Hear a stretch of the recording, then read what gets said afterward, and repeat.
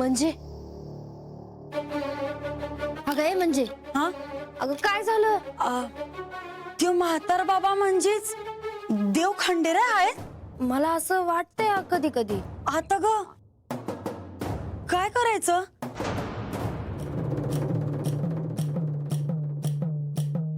अगं बोल की बानू, त्यो म्हातार बाबा म्हणजे देव खंडेराय आहेत, मी हे कसं कळावं ग? म्हणजे आपण ना म्हातार बाबावर ना ध्यान ठेवूया. तो काय काय करतो काय नाही करत समज बघूया. आणि जर का त्यानं काय बाय चमत्कार केला तर आपण पक्क करायचं का तेच खंडेराय आहेत. आणि मग विचारल मी त्यासनी. तू हे समजा म्हणती आहेस, पर त्यो म्हातार बाबा देव खंडेराय नसतील तर काय करणार? आणि असतील तर ओ बानुबाई,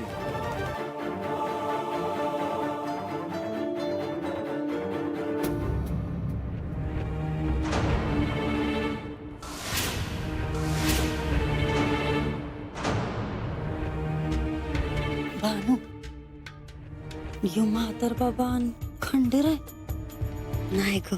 बानुबाई, अहो असं काय बघतायसा? हो इतक्या वर्ष तुमच्याकडे चाकरी करतोय मी. नास कधी न बघितल्यासारखं काय बघतायसा? काय नाही. आणि तुम्ही तू कुठं होतास? म्या महाराजा संग बोलत बसलो होतो देवळी पाशी. इतका वेळ? वय अपर तुम्ही अजून झोपला नाही सा? नसल झोपायचं आमासनी आता. काय करायचं तुला? नाही, मी आपलं लैरात झाली म्हणून विचारलं. वय तू झोप आता. आम्ही बघतो काय करायचं आहे ते. हा झोप आता. जी.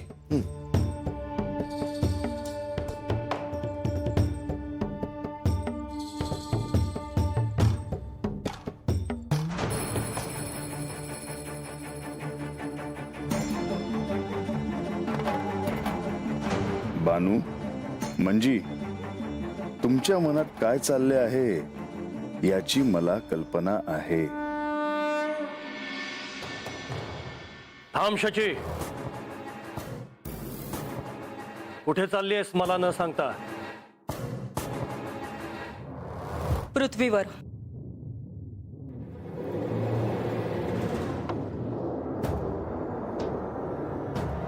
तू जाणार नाहीस. मी तुम्हाला या आधीही सांगितलं होतं की मला माझ्या कन्येला भेटायचं आहे, पण तुम्ही मला या क्षणापर्यंत काहीही सांगितलं नाही. आता पृथ्वीवर जाण्यासाठी मला तुमच्या अनुमतीची आवश्यकता नाही. शची, तू माझा अवमान करतेस. ज्या दिवशी तुम्ही तिच्या वधाचा आदेश दिला त्याच दिवशी तुम्ही माझा अवमान केलात, हे विसरलात? आणि मी तुमच्यासारखं कोणतंही पापकर्म करत नाहीये. मी एक आई आहे आणि माझ्या कन्येला भेटायचा मला अधिकार आहे. मी तिला भेटायला जाणार. हे धाडस कुणाच्या सांगण्यावरून करतेस? कोण आहे तुझ्या पाठीशी? मी एकटी होते आणि एकटी आहे. तुला ठाऊक आहे ती कुठे राहते? नाही. तुला ठाऊक आहे तिच्या आसपास कोण आहेत? नाही.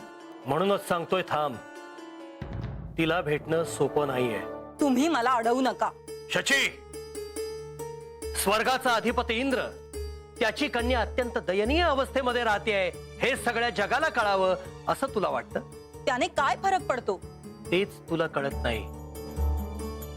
हे बघ शची, मी तुला आश्वासन देतो, मी स्वतः तुला आपल्या कन्येला भेटण्याची परवानगी देईन. ती कुठे आहे तेही सांगेन, पण केवळ आत्ता थांब.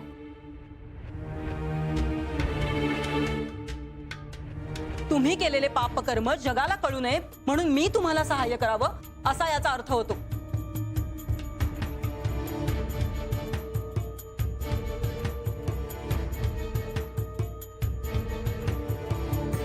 तुमचा अपमान करण्याचा माझा हेतू नाही, पण केवळ हे आश्वासन मला पुरेसं नाही. मला एवढंच हवं आहे की तुम्ही तिला इथे घेऊन यायला तयार आहात का नाही. ते आता आपल्या हाती राहिलेले नाही, कारण ती आता आपल्या दोघांचाही द्वेष करत असणार. पण ह्यात माझी काहीच चूक नाही हे कुठे तिला ठाऊक आहे. ह्या क्षणी मी थांबते, पण जर तुम्ही तिची आणि माझी भेट घडवून आणली नाहीत तर मी स्वतः पृथ्वीवर जाईन आणि तिला शोधून काढेन. म्हणजे आता आपण म्हातार बाबावर नीट ध्यान ठेवायचं. परत त्याला कळलं तर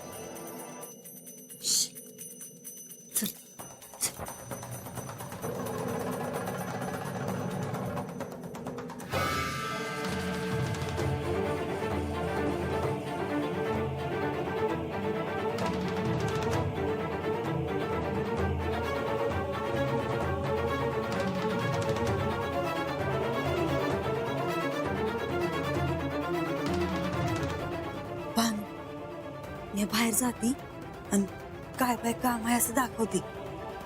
मला काय वाटलं ना तर तुला आवाज देते. तू हातच थांबा.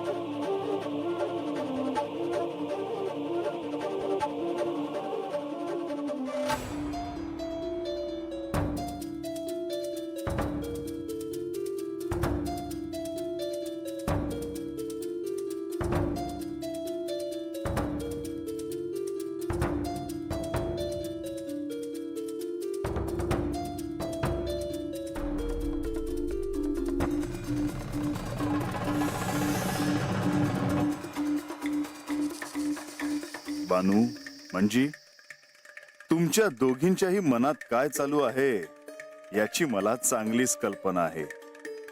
पण मी कोण आहे हे तुम्हाला आत्ता कळणार नाही. पण बानू, तुझ्या मनातला संभ्रम मला अजून वाढवावासा वाटतो आहे.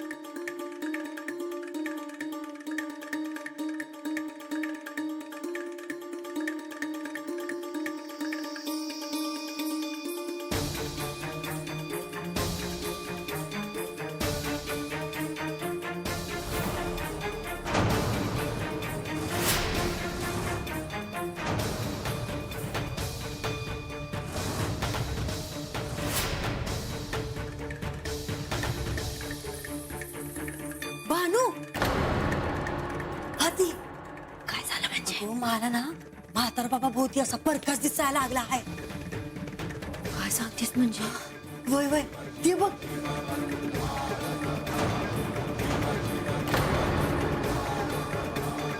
म्हणजे कुठं आहे प्रकाश? अगं खरंच दिसला होता प्रकाश मला. आणि मग आता कुठं गेला? म्हणजे तुला नीट डोळे उघडं ठेवून ध्यान नाही देत आहेत? कमी आहे देऊ ध्यान. नग नग उगा त्याला कळल मी आज बघते.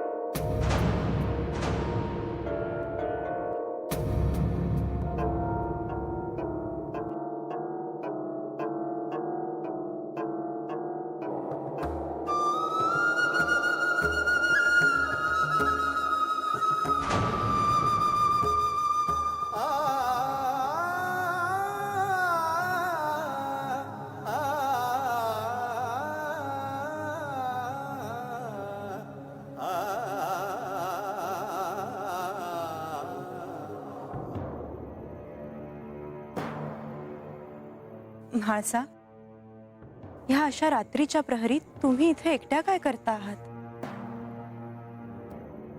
कोणतीही समस्या असेल तर आम्हाला जरूर सांगावी देवी.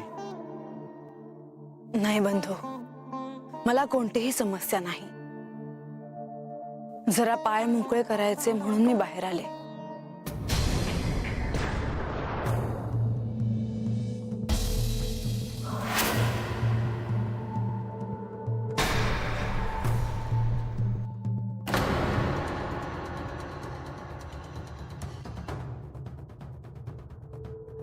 बानू, बानू,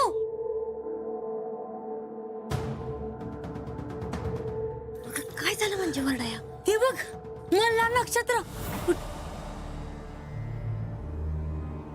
म्हणजे अगं काय झालंय तुला? कशा अशी वागचीस? कुठं आहे मल्हार नक्षत्र?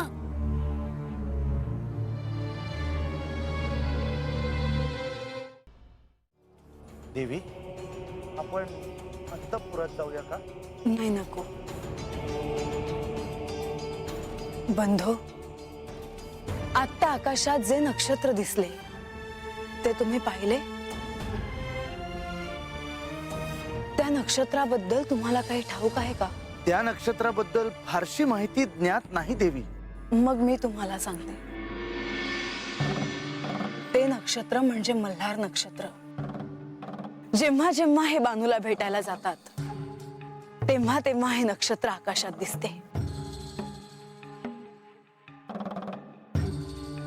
ज्या अर्थी हे नक्षत्र आज दिसले आहे त्या अर्थी हे आज बानूला भेटायला गेले. देवी, तुम्हाला हे सगळं कसं काय ठाऊक? नारद मुनींनी मला हे सारं सांगितलं.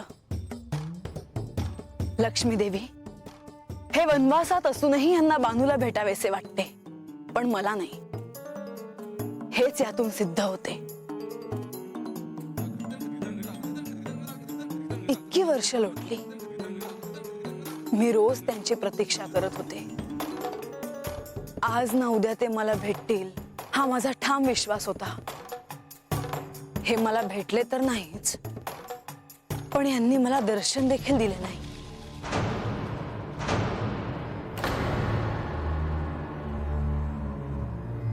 आणि हे मला सोडून बानूला भेटतायत. याचा अर्थ एकच ना की यांना माझा विसर पडला आहे.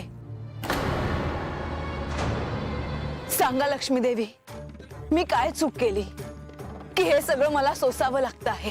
परंतु तुम्ही असं का समजता आहात की ह्यात तुमचीच काहीतरी चूक आहे? देवी, काहीही झालं तरी मला नक्की ठाऊक आहे, श्री खंडेरायांना आपला विसर कधीच पडणार नाही. मग ते मला सोडून बानूला का भेटले असतील? मी हे सगळं कसं सहन करू, तुम्हीच मला सांगा.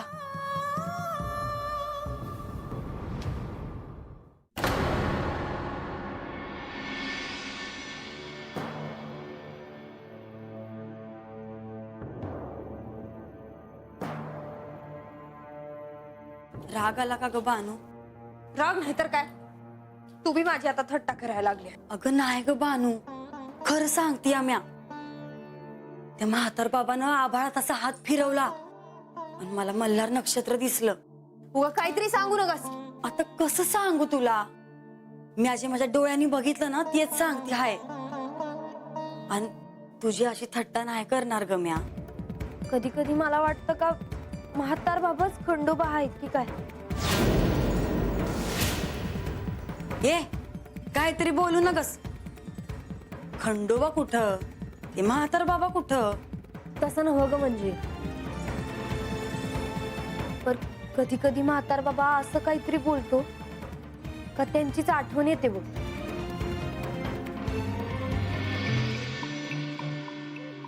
आणि म्हातार बाबाच्या डोळ्यात बघितलं का तेव्हाचाच भास होतो ग.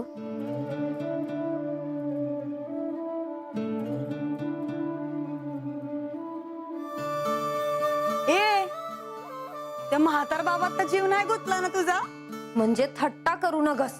म्या करणार म्हणजे अगं, सोन्याच्या जेजुरीचं राजा आहे देव. मग कुणाच्या घरी असं चाकरी करायला कशा पाय येत्या? देव भक्ताला दर्शन देईल, पर चाकरी नाही नाही बानू, ये काहीतरी वेगळंच आहे बघ. तुला आठवतं म्हातारा बाबा जेव्हा वस्तीवर आला होता ना, तेव्हा साजाला साप चावला होता आणि म्हणून त्याला कामावर ठेवला. म्हणजे तुला नक्की काय म्हणायचं आहे? अगं त्यानंच तसं घडवून आणलं या. हा अगं, जेव्हा राक्षसांचं युद्ध चालू होतं तेव्हा म्हातार बाबा आता झोपला होता. तेच सांगते हाय म्या, कि म्हातार बाबा म्हणजे का साधा सुद्धा नवं.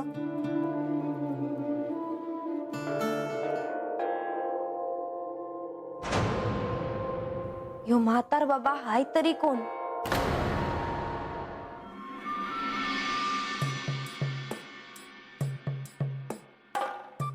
म्हातारा बाबा, हायस कुठं तू? हा काय भेटत नाही, काय नाही. साधारण करता आपलं काम काम काम. माझ्याकडे ध्यान आहे का नाही? असं कसं होईल रंगा? तुझ्याकडे बी माझं ध्यान आहेच की रे रंगा. चल खोटे बोलतोय.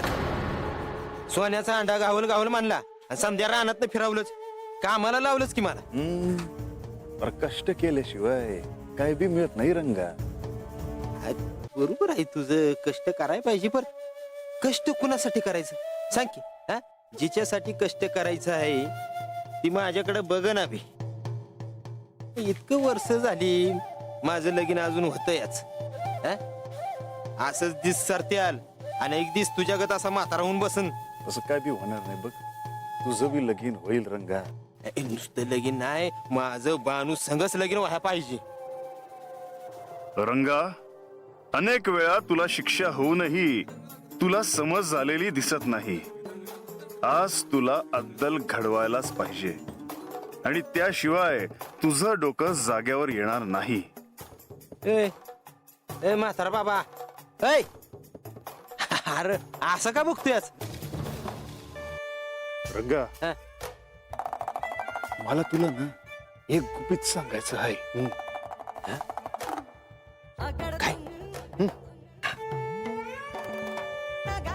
बाई असं म्हणत होत्या काय? त्या खंडोबाशी लगीन करणार नाहीत म्हणे.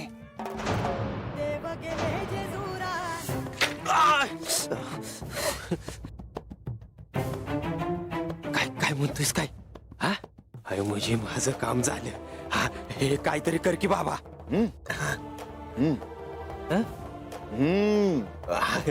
पाया पडतो, पाया पडतो.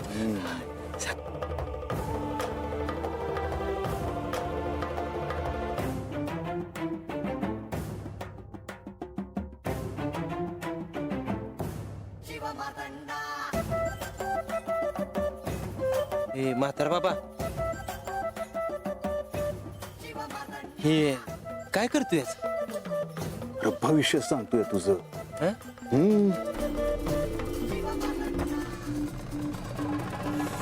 हा? सूर्यदेव मावळ्याच्या हा.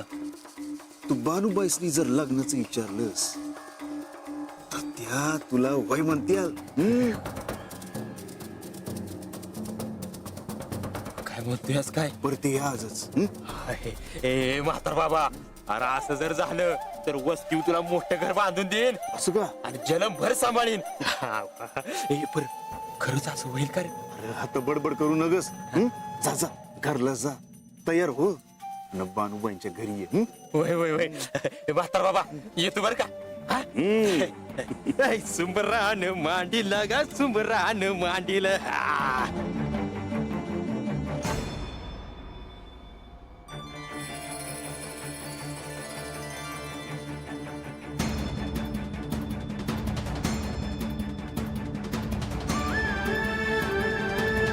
रंगा, तू मुळात वाईट नाहीस, पण तुझ्यात जे अवगुण आहे त्याचे रूपांतर सगुणात करायला हवं.